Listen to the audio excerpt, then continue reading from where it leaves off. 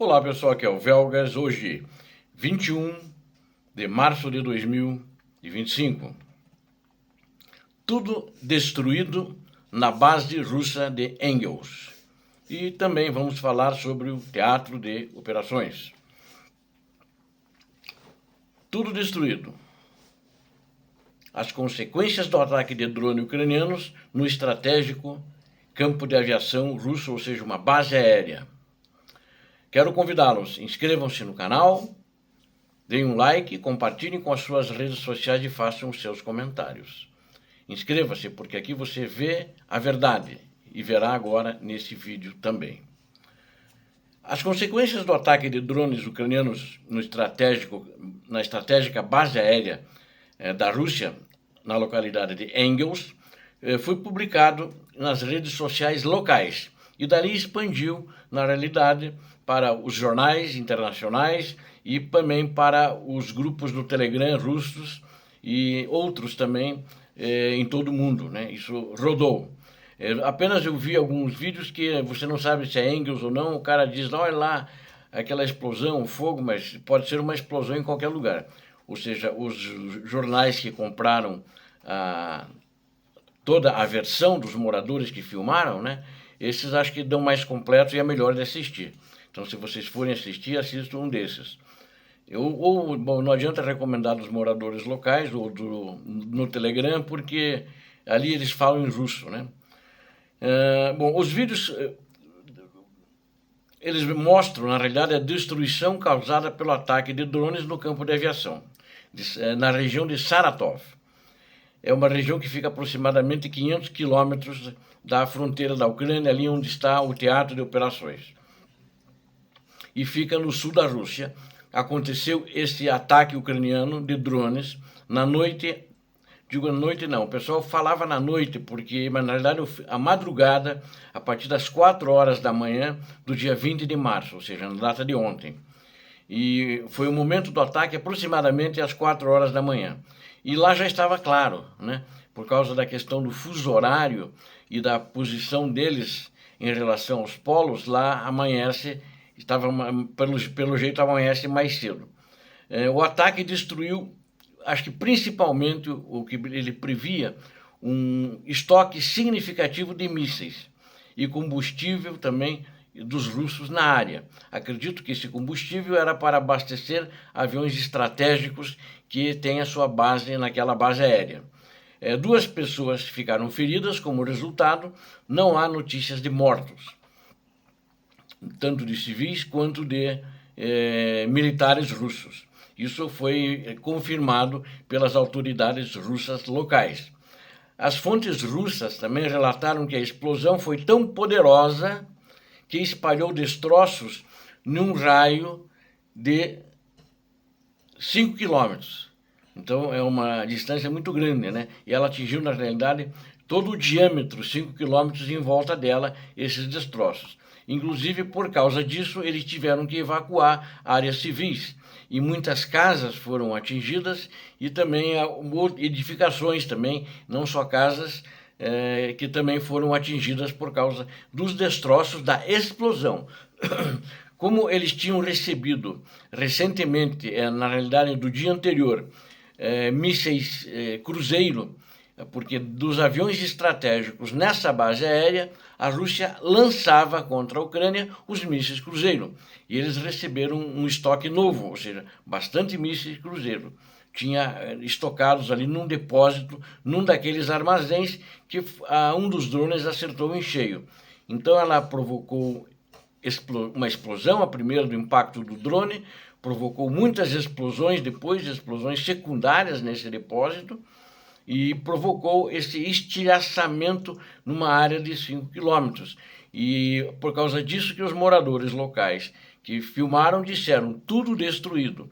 Então eu estimo, e eu não vi isso confirmado escrito, que os aviões, inclusive, que se não me engano, eram 5 aviões que estavam estacionados na pista, que devem ter sido também destruídos ou pelo menos seriamente danificados.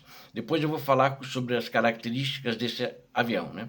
Foram usados drones de baixa altitude, justamente para escapar dos radares, chegaram com sucesso. O ataque causou, vamos dizer, danos massivos, né? De acordo com relatórios, inclusive, não só da Ucrânia, mas também relatórios da Rússia, do governador local, que confirmou esse ocorrido, né?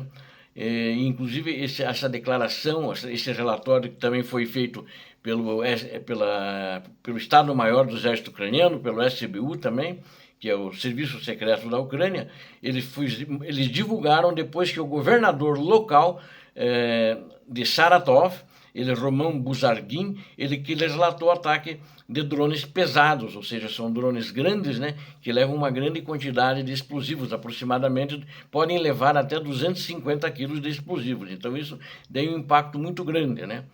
E na realidade estavam na pista aviões estratégicos, Tupolev 95, Tupolev 160 e parece que tinha um Tupolev 22, né? Então, esses Tupolev, a sigla deles é TU, né? Daí vem o número, tinha 395, 3 Tupolev 95, 2 160 e parece que tinha um também TU 22, que estavam estacionados nesse campo de aviação, que fica a 500 quilômetros da Ucrânia. E essas aeronaves, né, elas são usadas regularmente, às vezes quase toda noite, para realizar ataques contra a Ucrânia e principalmente contra alvos civis que eles têm atacado de uma maneira criminosa.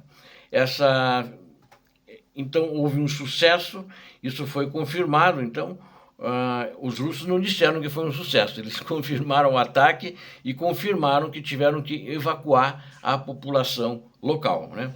A base militar ela hospeda então esses bombardeios estratégicos que são usados para atacar a Ucrânia. Tem um canal de notícias que é independente, chamado Astra.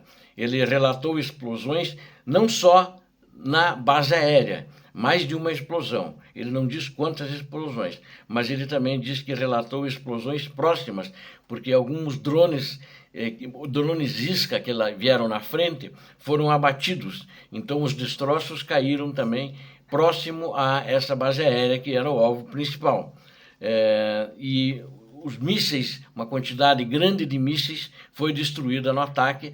Então isso vai fazer com que nos próximos dias, pelo menos dessa base aérea, a Rússia não fará ataques, né? Mesmo porque a pista foi danificada. Os moradores que têm relatado os maiores prejuízos, né? E eles passam isso para os canais russos no Telegram. As defesas aéreas russas foram ineficazes, aliás, como sempre tem sido. Eles não têm capacidade de lançar a defesa aérea no local, né? E eles têm lançado mísseis aí constantemente contra alvos ucranianos civis. O canal Shot Telegram, ele escreveu que um incêndio também irrompeu na área do depósito de petróleo também, ali em Engels, é um depósito grande, segundo esse canal Shot Telegram, e que esse depósito era para combustível dos aviões. Então ali a Ucrânia já acertou tudo, acertou o depósito de munições, que também houve uma explosão, e houve incêndio grande, de grandes proporções, deve ter queimado todo o combustível, né? E as autoridades russas só não comentaram os prejuízos acontecidos. Isso, na realidade, como eu já disse, foram os civis que foram que fizeram essa reportagem, né? E cerca de 30 casas sofreram estilhaçamento das explosões ali dos mísseis, né, que foram explodidos, né? E também uma escola e um jardim de infância. Como era 4 da manhã, ninguém sofreu nada, não tinha ninguém, mas isso foi do estilhaçamento, né? Não foi um ataque direto contra essas instalações.